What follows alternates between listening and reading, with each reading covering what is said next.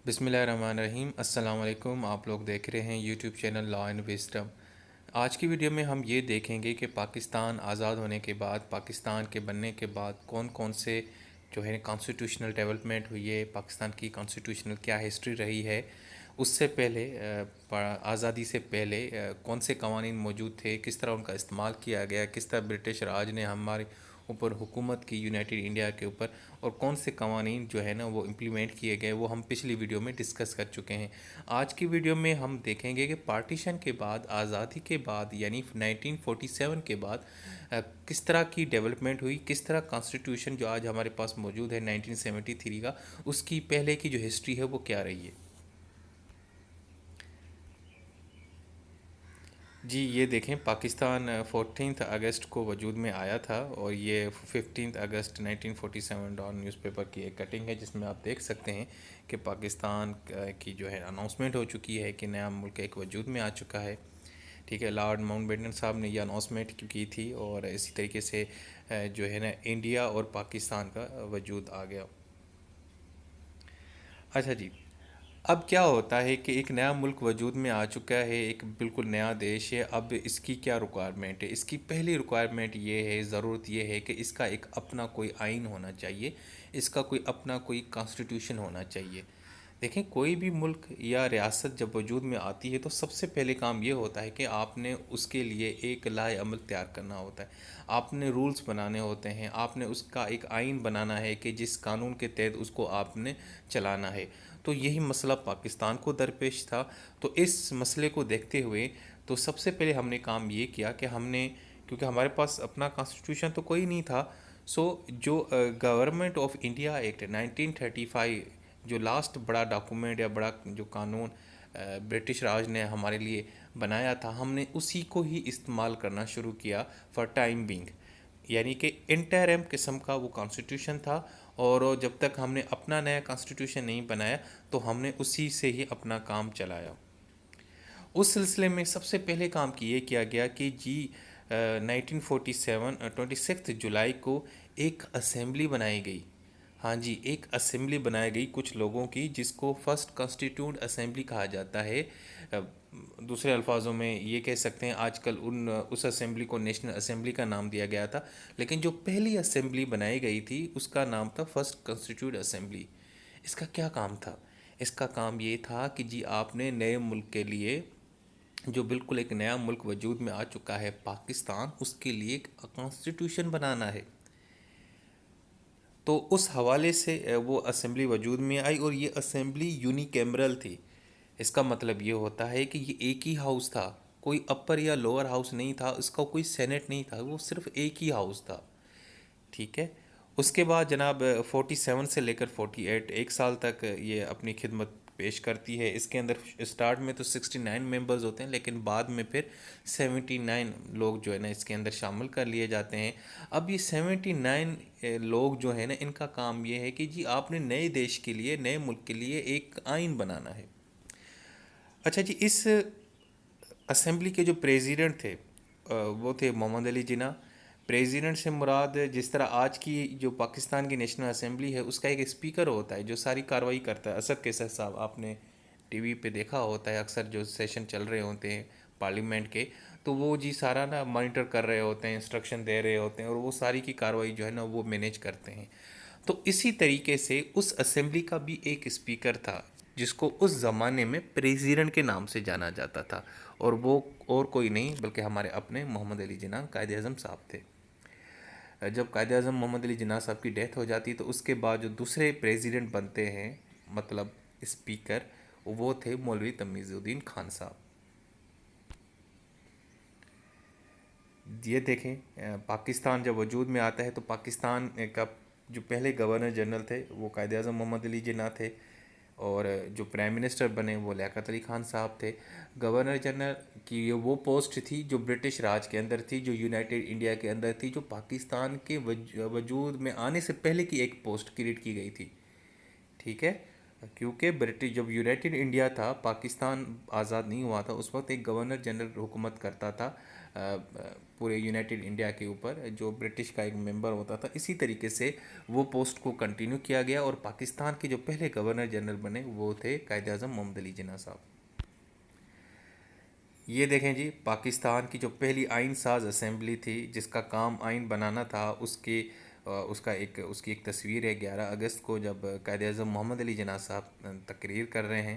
اگر آپ غور کریں گے تو ماؤنٹ بیٹن بھی ساتھ میں بیٹھے ہوئے ہیں، اور ان کی جو مسز ہیں وہ بھی بیٹھی ہوئی ہیں، اور فاطمہ علی جناح جو قائد اعظم محمد علی جناح کی سسٹر تھیں وہ بھی ساتھ میں بیٹھی ہوئی ہیں.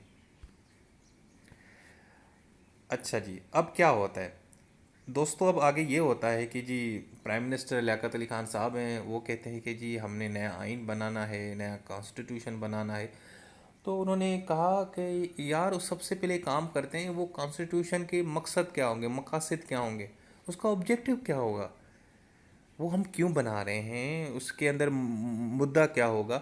تو انہوں نے ایک رف، میں مطلب رف اس سے استعمال کرتا ہوں آپ لوگوں کی آسانی کے لیے، کہ انہوں نے سب سے پہلے کچھ پوائنٹس بنا لیے کہ یار یہ پوائنٹس ہوں گے، اور یہ نقطے ہوں گے، یہ مدعے ہوں گے، یہ ٹاپک ہوں گے، یہ معاملے ہوں گے جس کے اوپر ہم نے اپنا نیا کانسٹیٹیوشن بنانا ہے، جس کو نام دیا گیا آبجیکٹیوز ریزولوشن. اور یہ کس نے پیش کیا تھا؟ یہ قائد اعظم لیاقت علی خان صاحب نے پیش کیا تھا. لیکن یہ جتنے بھی مقاصد پیش کیے گئے تھے، ان کو جو مائنورٹی ممبرز ہیں، نان مسلم سے، انہوں نے بڑا ریجیکٹ کیا تھا. تقریباً 10 کے لگ بھگ مائنورٹی ممبر تھے جو نان مسلم تھے، جس میں ہندو، سکھ اور کچھ اور لوگ بھی تھے.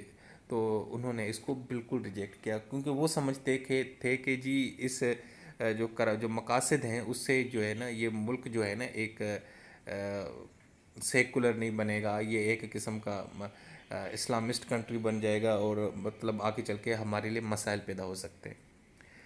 خیر جی، اس کے بعد اب یہ جو آبجیکٹیو ریزولوشن بنا تھا، اس کی کیا مین فیچرز تھے جی؟ سب سے پہلے یہ تھا کہ جی ساورنٹی جو بلانگس کرے گی وہ المائٹی اللہ کے کو بلانگ کرے گی. اس کے علاوہ جو ریاست ہے اس کو کچھ لوگ اس کے اوپر حکومت کریں گے، اور وہ ان لوگ جو ہے نا ان کو جو پاور دی گئی ہے وہ اللہ مالک نے دی ہے، وہ مالک کی طرف سے جو ہے نا اپنی پاورز کو استعمال کریں گے، وہ نمائندے ہوں گے المائٹی اللہ کے.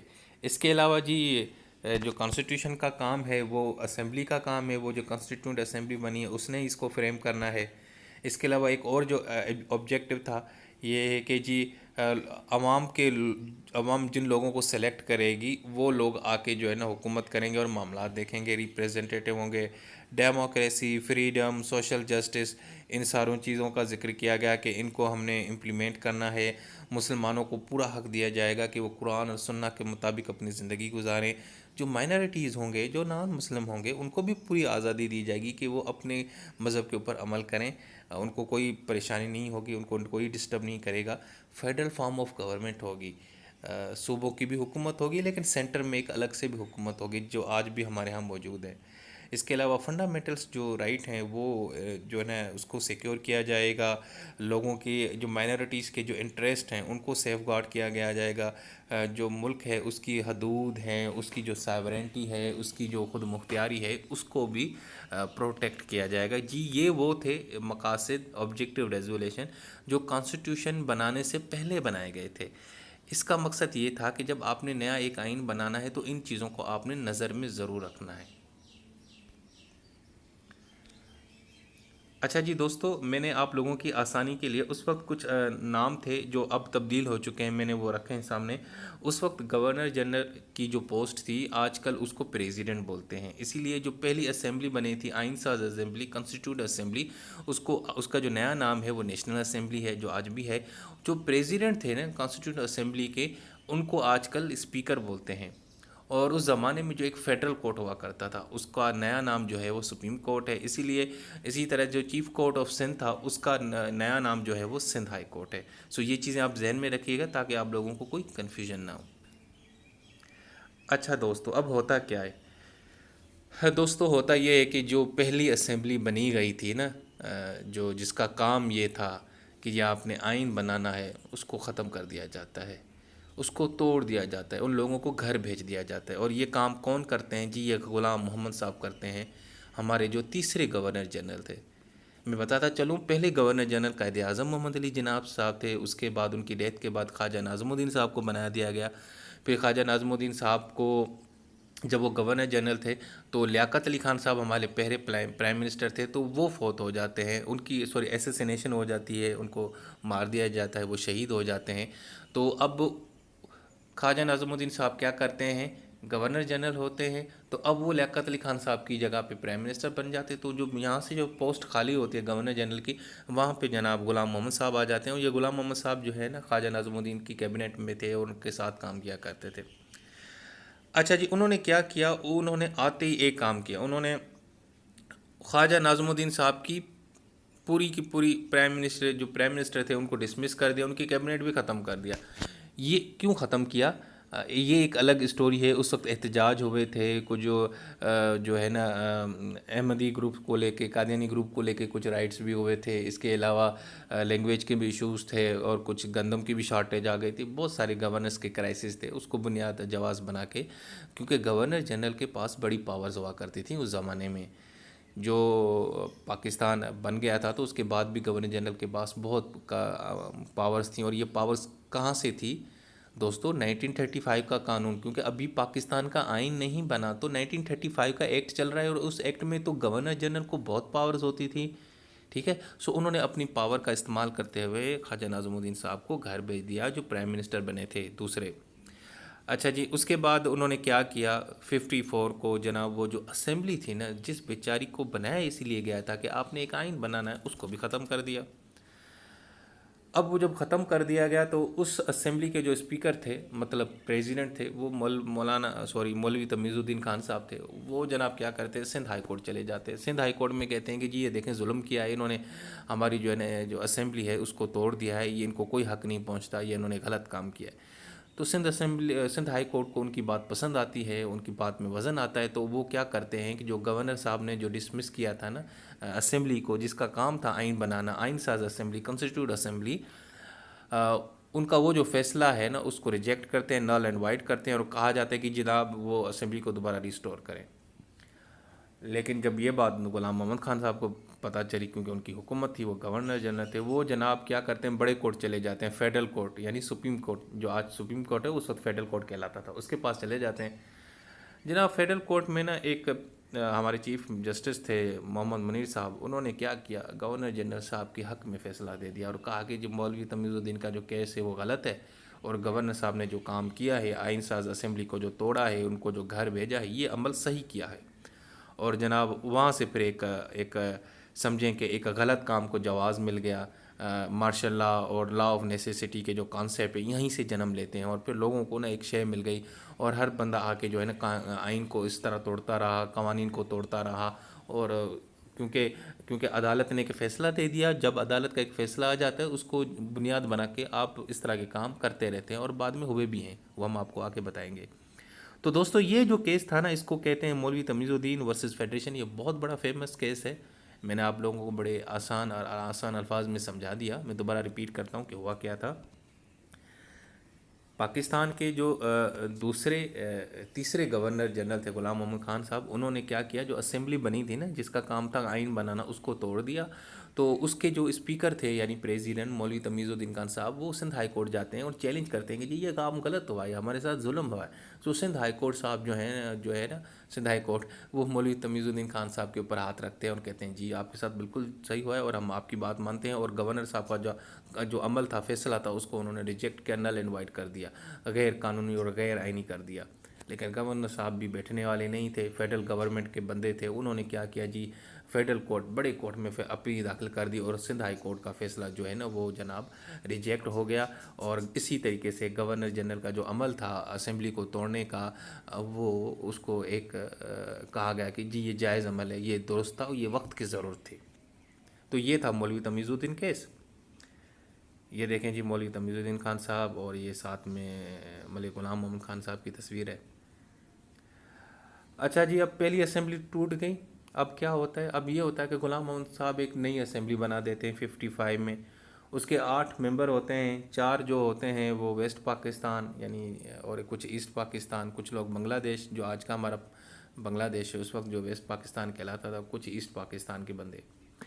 اس زمانے میں ایک ون یونٹ اسکیم بنائی گئی تھی. اس کا مطلب کیا؟ اس کا مطلب یہ تھا کہ جی ویسٹ پاکستان ایک صوبہ بن گیا، اور یہ جو چار صوبے ہیں نا یہاں کے، پنجاب، کے پی، سندھ، بلوچستان، ان کو ایک یونٹ بنایا گیا. یعنی یہ ایک علاقہ ایک صوبہ بن گیا، ایسے سمجھے ایک یونٹ بن گیا، وہ دو یونٹ، وہ ایک دوسرا.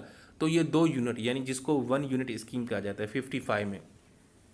اور اس کی اسٹیبلشمنٹ ہوتی ہے اور دو ونگز بنائی جاتی ہیں، اور فائنلی پھر یہ جو دوسری اسمبلی ہے آئین ساز اسمبلی 55، یہ بیچاری تھوڑی بہت محنت کرتی ہے اور آخر کار یہ جو ہے نا ایک نیا قانون بنانے میں کامیاب ہو جاتی ہے.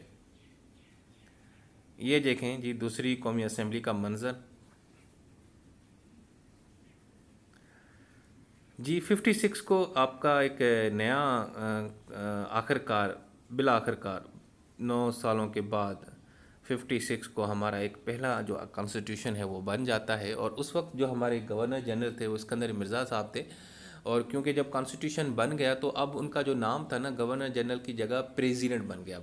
ٹھیک ہے، میں آپ لوگوں کو پہلے بتا چکا ہوں کہ گورنر جنرل کا جو نیا نام ہے وہ پریزیڈنٹ ہے. جو کیونکہ جب ہمارے پاس آئین نہیں تھا، کانسٹیٹیوشن نہیں تھا اپنا، تو اس وقت ہم نے جو ہے نا گورنر جنرل کا نام استعمال کیا. اور جب یہ نیا کانسٹیٹیوشن بن گیا تو وہ اسکندر مرزا صاحب کو ہم نے، جو گورنر جنرل تھے، ان کا نام جو ہے نا ان کو تبدیل کر کے ہم نے ان کو پریزیڈنٹ بنا دیا.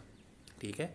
اب جی یہ کانسٹیٹیوشن بن گیا. اب اس کے دیکھتے ہیں کہ مین فیچرز کیا ہیں، کیا کیا اس کے اندر چیزیں تھیں جناب. تو یہ 234 آرٹیکلز تھے. فلیکسیبل کانسٹیٹیوشن تھا، اتنا مسئلہ نہیں تھا اس کو ایڈٹ کرنا. فلیکسیبل کا مطلب ہوتا ہے جس کو آسانی کے ساتھ تبدیل کر دیا جائے، امینڈمنٹ کی جائے جس کے اندر. پریزیڈنٹ کے پاس بالکل ایک ویٹو پاور تھی، اور جناب سمپل میجارٹی. مثال کے طور پہ اگر 200 بندے ہیں اور 200 میں سے 100+ لوگ حق میں فیصلہ دیتے ہیں تو یہ سمپل میجارٹی ہو جائے گی. تو وہ اس کو آپ تبدیل کر سکتے تھے. پاکستان کا جو نام تھا وہ اسلامک ریپبلک آف پاکستان رکھا گیا. آبجیکٹو ریزولیشن کی جتنے بھی چیزیں تھیں وہ ساری کی ساری اس کے پریمبل کے اندر شامل کر دیں. اب یہ پریمبل کیا ہوتا ہے کانسٹیٹیوشن کا؟ تو دوستو یہ کانسٹیٹیوشن جو ہوتا ہے نا اس کا ایک انٹرو ہوتا ہے، ایسے سمجھے اس کا ایک چہرہ ہوتا ہے. جب آپ کسی چیز کو اٹھاتے ہیں نا بک کو، تو اس کا ایک انٹروڈکشن دیا جاتا ہے کہ جی یہ اس کتاب کے اندر ہوگا. تو اسی طریقے سے ہمارا جو کانسٹیٹیوشن ہے اس کا جو آبجیکٹو، اس کا جو پریمبل ہے وہ ایک، اس کے اندر سارا کا سارے جو آبجیکٹو ریزولیشن ہے وہ موجود ہیں. اس کے علاوہ فیڈرل سسٹم ہوگی، سینٹر کی حکومت ہوگی، اور ساتھ میں صوبے ہوں گے، ان کے اندر اپنی حکومت ہوں گی جو آج بھی موجود ہے. اور 3 قسم کے سبجیکٹس تھے: فیڈرل، پروویژنل، کنکرنٹ. کچھ فیڈرل سبجیکٹ تھے جو فیڈرل کے معاملات ہیں، مثال کے طور پہ ڈیفینس ہے، قرض لینا ہے، اس کے علاوہ فائنینس کا معاملہ ہے، یہ سارے معاملات کوئی معاہدے کرنے ہیں. کچھ صوبائی سبجیکٹ تھے، ایجوکیشن، ٹرانسپورٹ، یہ صوبوں کا معاملہ تھا. اور کچھ ایسے معاملے تھے جو کنکرنٹ لسٹ میں، جس کے اوپر دونوں صوبے اور وفاق مل کے کام کرتا ہے. ٹھیک ہے. اس کے علاوہ جناب یہ یونی کیمرل تھا دوستو. اس کا مطلب ہے کہ ایک ہی ہاؤس تھا، صرف کوئی اپر ہاؤس لوور ہاؤس نہیں تھا، کوئی سینیٹ نیشنل اسمبلی نہیں تھا، صرف ایک ہی ہاؤس تھا. اور اس میں 300 بندے تھے. 150 جو ہے نا دونوں ونگ سے تھے، کیونکہ اب یہ ون یونٹ اسکیم کے تحت بنا ہوا تھا کانسٹیٹیوشن. ٹھیک ہے. 55 میں ون یونٹ بنی تھی. تو 150 from West Pakistan and 150 from the West Pakistan. Parliamentary form of government تھی. پرائم منسٹر کو جناب گورنمنٹ کا ہیڈ بنا دیا گیا، جو ابھی بھی ہمارے ہاں موجود ہے سسٹم بالکل اسی طریقے سے. اسلامک لا کی بات کی گئی، جوڈیشری آزاد ہوگی، انڈیپینڈنٹ ہوگی، اس کی بات کی گئی تھی. فنڈامنٹل رائٹس کی بات کی گئی تھی. اور ایک اہم چیز تھی اس کے اندر جو ہماری لینگویج تھی وہ اردو اور بنگالی رکھی گئی، کیونکہ ابھی ہمارے ساتھ ویسٹ پاکستان موجود تھا، بنگلہ دیش. تو ہماری جو ایک نیشنل لینگویج تھی وہ اردو کے ساتھ ساتھ بنگالی بھی رکھی گئی تھی. لیکن دوستو پھر کیا ہوتا ہے، تقریباً 2 سال کے بعد وہی کانسٹیٹیوشن جناب اس کو ایبروگیٹ کیا جاتا ہے، اس کو ختم کیا جاتا ہے. سکندر مرزا صاحب جو پریزیڈنٹ تھے، اب یہ دیکھیں پریزیڈنٹ پہلے یہ گورنر جنرل کے نام سے جانے جاتے تھے، اب یہ پریزیڈنٹ بن گئے، لیکن ان کے پاس پاورز تو وہی تھی نا. آرٹیکل 58(2) بھی کانسٹیٹیوشن میں اس وقت ایک پاور تھی جس کے تحت پریزیڈنٹ کسی بھی پرائم منسٹر کو، کسی بھی اسمبلی کو توڑ سکتا تھا، گھر بھیج سکتا تھا. یہ اس کے پاس بڑی پاور تھی جو اب خوش قسمتی سے نہیں ہے. 18ویں جو امینڈمنٹ ہوئی تھی اس کے بعد یہ ختم ہو چکا ہے. اچھا جی، اس وقت سر فیروز خان نون پرائم منسٹر تھے. ان کی اسمبلی، ان کی کیبنٹ کو گھر بھیج دیا گیا. اور جناب سکندر مرزا صاحب نے کیا کام کیا؟ جنرل محمد ایوب خان صاحب تھے جو کمانڈر ان چیف تھے آرمی کے. اس وقت کمانڈر ان چیف بولا جاتا تھا آرمی کو، جسے آج چیف آف آرمی ہمارا جو ہے نا چیف آف آرمی ہوتے ہیں، تو اس کو اس وقت انہوں نے کمانڈر ان چیف کہا جاتا تھا. اور ان کو نا چیف مارشل لا ایڈمنسٹریٹر، کیونکہ مارشل لا لگ چکا تھا، اور بنا دیا. بہرحال جی 27 اکتوبر کو صرف کچھ 20 دن کے اندر سکندر مرزا صاحب کو نا ایوب خان صاحب نے کہا کہ سر جی اب بہت ہو گیا، اب آپ گھر چلے جائیں. ان سے انہوں نے استعفیٰ لے لیا اور جناب اور ان کو ایگزائل کر دیا، باہر بھیج دیا، اور وہ خود پریزیڈنٹ بن گئے. اور اسی طریقے سے جناب یہ پہلا مارشل لا لگ چکا تھا.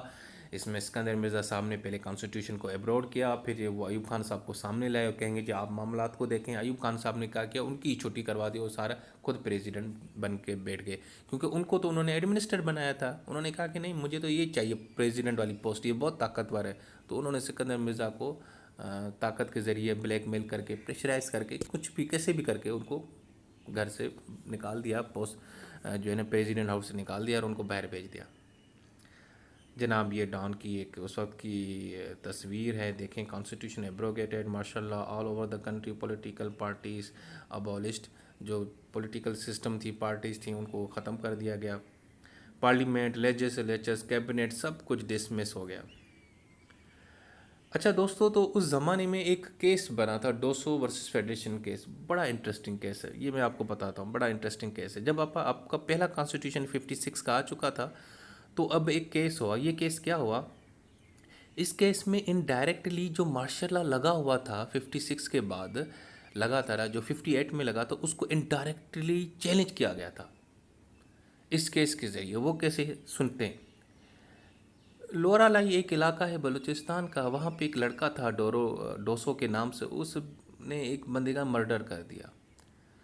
تو اس وقت آپ کو پتہ ہے کہ یہ جو بلوچستان کے کچھ علاقے اور کے پی کے علاقے، وہاں پہ کانسٹیٹیوشن کی جگہ ایک نیا قانون ہوتا تھا. نیا قانون نہیں، پرانا قانون تھا جو برٹش راج کے زمانے میں بھی چلتا تھا، FCR فرنٹیئر کرائمز ریگولیشن. اس کے تحت جناب وہاں پہ جرگے جو ہے نا وہ عدالتوں کا کام کرتے تھے، اور انہوں نے جناب کیا کیا، اس کو موت کی سزا سنا دے دی.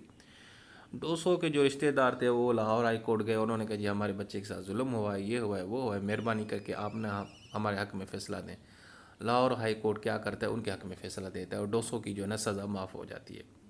لیکن حکومت کیا کرتی ہے، اس عمل کو چیلنج کرتی ہے. اسی طریقے سے جس طرح سندھ ہائی کورٹ کے عمل کو چیلنج کیا گیا تھا فیڈرل گورنمنٹ نے مولوی تمیز الدین کیس میں، بالکل اسی طریقے سے فیڈرل گورنمنٹ کیا کرتی ہے، جو 200 کو سزا معاف ہوئی تھی لاہور ہائی کورٹ کی طرف سے، وہ فیصلہ چیلنج کر دیا. اور جی اس کو تاریخ ملی 13 اکتوبر 1958، یعنی اب 13 اکتوبر 1958 کو اس کیس کی نا سماعت ہونی تھی. لیکن ہوتا کیا ہے، ہوتا یہ ہے کہ اس سے پہلے مارشل لا لگ جاتا ہے 7 اکتوبر کو. اب جب مارشل لا لگ جاتا ہے تو آپ کو تو پتہ ہے نا بچے کیا ہوتا ہے، کانسٹیٹیوشن ختم ہو جاتا ہے. وہ قانون جو بنایا گیا تھا 56 کا وہ تو ختم ہو گیا تھا. اب سپریم کورٹ کیا کرتا ہے کہ جی نا ہائی کورٹ کے حق میں فیصلہ نہیں دیتا اور اس کے فیصلے کو وہ ریجیکٹ کرتا ہے. یہ کیوں؟ حالانکہ کیس بہت مضبوط تھا. اگر وہ لاہور ہائی کورٹ کے فیصلے کو رکھتے ہیں نا کہ جی لاہور ہائی کورٹ نے صحیح فیصلہ دیا ہے، تو اس کا مطلب یہ ہے، کیونکہ لاہور ہائی کورٹ نے جو فیصلہ دیا تھا وہ کانسٹیٹیوشن 1956 کے تناظر میں دیا تھا، فنڈامنٹل رائٹس کے تناظر میں. اگر سپریم کورٹ اس فیصلے کو اوکے کرتی ہے کہ اس کو ریجیکٹ نہیں کرتی، تو اس کا مطلب ہے کہ سپریم کورٹ انڈائریکٹلی اسی کانسٹیٹیوشن کے بارے میں کہتی ہے کہ جی یہ تو ابھی بھی موجود ہے. جس قانون کے تحت فیصلہ دیا گیا تھا 200 کا، اسی کو اگر آپ کہتے ہیں کہ جی نہیں لاہور ہائی کورٹ نے صحیح کام کیا ہے، تو اس کا مطلب ہے کہ لاہور ہائی کورٹ نے ایکچولی 1956 کانسٹیٹیوشن کو جواز بنا کے یہ کیس سنا تھا. تو اس کا مطلب یہ ہے کہ وہ قانون آئین ابھی بھی موجود ہے، جبکہ مارشل لا لگ چکا ہے. تو اب یہ سپریم کورٹ کے اس فیصلے سے یہ مارشل لا جو تھا نا نل اینڈ وائڈ ہو سکتا تھا، لیکن سپریم کورٹ نے ایسا نہیں کیا. اور انہوں نے جناب 200 کے حوالے سے جو فیصلہ تھا ہائی کورٹ کا وہ ریجیکٹ کیا، کیونکہ اب مارشل لا لگ چکا تھا. 4-5 دن پہلے مارشل لا لگ چکا تھا، آئین ختم ہو چکا تھا. اب یہ ان کی ہمت نہیں تھی کہ وہ کسی ایسے فیصلے میں جو جب آئین موجود تھا اور اس کو استعمال کر کے فیصلہ دیا گیا تھا اس کے حق میں فیصلہ دیں گے. اس کا مطلب ہے جب آپ کسی قانون کے تحت کوئی فیصلہ دیتے ہیں اور اسی کو آپ آگے چل کے یہ کہتے ہیں کہ جی نہیں بالکل صحیح ہوا ہے، تو اس کا مطلب ہے کہ انڈائریکٹلی آپ اس قانون کو کہتے ہیں کہ جی بالکل یہ صحیح قانون بنا ہوا ہے. اسی طریقے سے جناب سپریم کورٹ نے لاہور ہائی کورٹ کا فیصلہ ریجیکٹ کیا. اگر وہ ریجیکٹ نہیں کرتے تو ایکچولی وہ پھر کیا ہو جاتا کہ وہ ایکچولی مارشل لا کو انڈائریکٹلی وہ چیلنج کر سکتے تھے کہ جی مارشل لا، لیکن انہوں نے نہیں کیا. ڈاکٹرن آف نیسیسٹی جس طرح مولوی تمیز الدین کیس صاحب کے عمل میں ہوا، بالکل اسی تحت جناب یہ وقت کی ضرورت ہے. مہربانی کر کے لاہور ہائی کورٹ کے فیصلے کو غلط کر دیا اور مارشل لا کو انڈائریکٹلی سپورٹ کیا. اب جی دوسرا کانسٹیٹیوشن بنتا ہے، ایوب خان صاحب بنواتے ہیں 62 میں۔ اچھا جی، یہ ایک ریجڈ کانسٹیٹیوشن تھا، سخت تھا، اس کے لیے آپ کو 2/3 میجارٹی چاہیے، جو آج بھی موجود ہے۔ اس کو مطلب اتنا ایزی نہیں تھا اس کو نا تبدیل کرنا۔ لیکن یہ جو کانسٹیٹیوشن تھا یہ پریزیڈنشنل فارم آف گورنمنٹ تھا، جس طرح USA کے اندر ہے، جس طرح ٹرکی کے اندر ہے۔ یہ پارلیمنٹری فارم آف گورنمنٹ نہیں تھی جس طرح پاکستان کے اندر ابھی موجود ہے۔ کانسٹیٹیوشن 56 کا پارلیمنٹری فارم آف گورنمنٹ، جس کا ہیڈ جو تھا نا وہ پرائم منسٹر تھے، یہاں پہ جو ہیڈ تھا وہ پریزیڈنٹ، آل ان آل، وہ حکومت بھی وہ چلائیں گے، منسٹرز کو بھی وہ دیکھیں گے، کیبنٹ بھی وہ بنائیں گے۔ 56 کانسٹیٹیوشن کے تحت تو 50 پرائم منسٹر کے پاس یہ پاور تھی کہ وہ جی ایگزیکٹو کے کام کرے گا، قانون کے اوپر عمل درآمد کرائے گا، لیکن 62 کے کانسٹیٹیوشن میں جناب پریزیڈنٹ کو نا ہیڈ آف ایگزیکٹو بنا دیا گیا تھا۔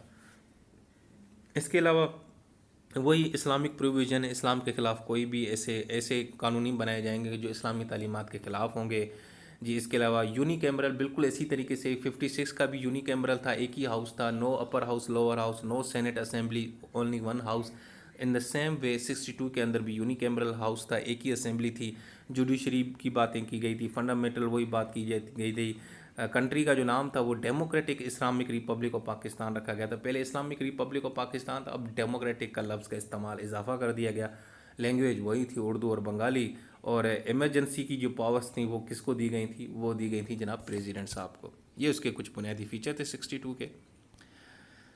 اب 62 کے بعد جناب دوسرا مارشل لا لگتا ہے، وہ یہ لگتا ہے کہ جی ایوب خان صاحب کے خلاف بڑا احتجاج شروع ہوتا ہے 69 میں، تو وہ تنگ آ کے اپنی جو پاورز ہیں نا وہ جنرل محمد یحییٰ خان صاحب کو دیتے ہیں، اور جیسے جنرل محمد یحییٰ خان صاحب آتے ہیں، آغا محمد یحییٰ خان، وہ پہلے تو 1 یونٹ سسٹم کو ختم کرتے ہیں۔ 1 یونٹ سسٹم کون سا تھا؟ ویسٹ پاکستان، ایسٹ پاکستان ختم کر دیتے ہیں، اور پھر آگے چل کے آپ کو پتہ ہے 71 کی وار بھی ہو جاتی ہے بدقسمت کے ساتھ، جو ہمارا ایسٹ پاکستان ہے وہ سیپریٹ ہو جاتا ہے ہم سے۔ اور پھر آگے چل کے جناب یحییٰ خان صاحب بھی جو ہے نا وہ بھی بڑا پریشر میں آ جاتے ہیں، اور وہ ریزائن دیتے ہیں 20 دسمبر کو، اور ذوالفقار علی بھٹو کو کہتے ہیں کہ جی آپ جو ہے نا وہ پریزیڈنٹ بن جائیں، اور اسی طریقے سے جو دوسرا مارشل لا تھا وہ ختم کر دیا جاتا ہے۔ اب یہ جی دیکھیں، آغا محمد یحییٰ خان صاحب، یہ ذوالفقار علی بھٹو عرف زلفی۔ اب ایک اور کیس آتا ہے، اب یہ کیس آتا ہے 71 میں، جب یحییٰ خان نے دوسرا مارشل لا لگایا تھا نا، تو اس نے پتہ ہے 2 بندوں کو نے جیل بھیج دیا، ایک ملک غلام جیلانی اور ایک الطاف گوہر۔ اب ملک غلام جیلانی کی ایک بیٹی ہوتی تھی اسما جیلانی، جس کو بعد میں اسما جہانگیر کے نام سے جانا جاتا تھا۔ اس نے کیا کیا، پنجاب ہائی کورٹ میں کیس فائل کیا، اور الطاف گوہر کی جو مسز تھے زرینہ گوہر، انہوں نے سندھ ہائی کورٹ میں فیصلہ کیا۔ ایکچولی یہ دونوں بندے بڑے پولیٹیکل ایکٹیوسٹ تھے اور یحییٰ خان صاحب کو تنقید کرتے تھے، اس کے مارشل لا کے اوپر تنقید کرتے تھے۔ انہوں نے ان دونوں کو نا نظر بند کروا دیا، مطلب قید کر دیا۔ تو جی اسما جیلانی اور زرینہ گوہر دونوں جو ہے نا وہ ہائی کورٹس جاتی ہیں، ایک پنجاب ہائی کورٹ، ایک سندھ ہائی کورٹ، اور جو ہے نا اور پھر ان کا فیصلہ سنایا جاتا ہے۔ دونوں ہائی کورٹس کہتے ہیں کہ جی ہمارے پاس نا اس کی کوئی جسٹکشن نہیں ہے، ہم نہیں سن سکتے، کیونکہ مارشل لا لگا ہوا تھا۔ تو جو اسما جیلانی ہیں عرف اسما جہانگیر، وہ سپریم کورٹ جاتی ہیں، کیونکہ اب لوور کورٹ سے نہیں فیصلہ ملتا تو پھر آپ اپر کورٹ چلے جاتے ہیں، وہ سپریم کورٹ چلی جاتی ہیں۔ سپریم کورٹ جب ان کا کیس سنتے ہیں تو وہ ان کے حق میں فیصلہ سنا دیتے ہیں اسما جیلانی، اور یحییٰ خان صاحب کا جو عمل تھا، جو ان بندوں کو قید کیا ہوا تھا، وہ اللیگل تھا، اور ان کو آزاد کروا دیا۔ لیکن جب یہ فیصلہ آیا تھا تب تک مارشل لا اتر چکا تھا، وہ ختم ہو چکا تھا۔ کیس یہ اتنا بڑا چلا 3-4 سال، وہ یحییٰ خان صاحب اس سے پہلے کہ وہ سپریم کورٹ کے کہنے کے اوپر چلے جاتے، مطلب وہ اپنا جو قانون جو انہوں نے حکومت کی تھی اس کو اللیگل کرتے، یا وہ پہلے استعفیٰ دے چکے تھے، سو فائدہ تو ہوا نہیں، وہ استعفیٰ دے چکے تھے، اس کے بعد ان کے حق میں فیصلہ آ گیا۔ اور لیکن اس فیصلے سے یہ ہوا کہ اس فیصلے کے بعد عدالت نے یہ بھی کہا کہ جی اب آپ اپنا نیا کانسٹیٹیوشن بنائیں۔ سو ایک انٹرم کانسٹیٹیوشن بنایا گیا تھا 72 میں، اس کے بعد جناب ایک بعد میں پھر ایک پرماننٹ کانسٹیٹیوشن بنایا گیا 73 کا، جو آج بھی موجود ہے، جس کے اوپر آج بھی کام چلتا ہے، اور اس کے اوپر ہمارا ملک چلتا ہے۔ جناب یہ تھی اسما جہانگیر۔ سو دوستو، آج کے پارٹ ٹو کے اندر اتنا ہم نے آپ کو 73 کے کانسٹیٹیوشن سے پہلے جتنی بھی ڈیولپمنٹ تھی وہ میں نے آپ لوگوں کو بڑے آسان الفاظ میں سمجھانے کی کوشش کی ہے. امید ہے کہ آپ لوگوں کو یہ چیزیں سمجھ آئی ہوں گی. ہم نے 56 کا کانسٹیٹیوشن دیکھا، اس کے بعد 62 کا کانسٹیٹیوشن دیکھا، فرسٹ مارشاء اللہ سیکنڈ مارشاء اللہ کی بات کی. سو 73 سے پہلے پہلے کیا کیا ہوا تھی، کون سی کانسٹیٹیوشنل ڈیولپمنٹ ہوئی تھی، وہ ساری میں نے آپ کو اس ویڈیو میں سمجھانے کی کوشش کی ہے. امید ہے کہ آپ لوگوں کو یہ ویڈیو پسند آئی ہوگی. اب انشاءاللہ جو پارٹ 3 ہوگا اس میں ہم 73 سے لے کر 2021 تک جو ڈیولپمنٹ ہوئی ہیں کانسٹیٹیوشن کے حوالے سے وہ ڈسکس کریں گے. سو مجھے نیکسٹ ویڈیو تک اجازت دیجیے گا. اپنا بہت سارا خیال رکھیے گا. اللہ پاک آپ لوگوں کو اپنے حفظ و امان میں رکھے، کامیاب کرے. سو جی، میری طرف سے اللہ حافظ.